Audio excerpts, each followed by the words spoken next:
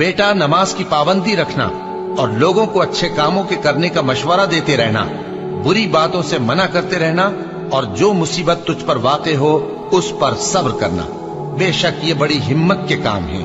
और तकब्बुर करते हुए लोगों के सामने गाल न फुलाना और जमीन में अकड़ कर न चलना, इसलिए कि अल्लाह किसी इतराने वाले शेखी खोरे को पसंद नहीं करता।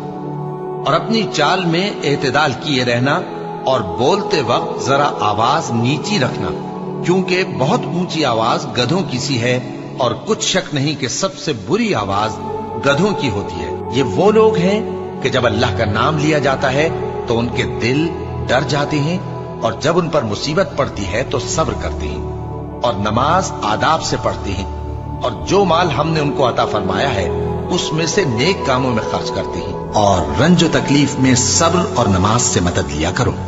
और बेशक नमाज गरा है, मगर उन लोगों पर गरा नहीं जो इज्ज करने वाले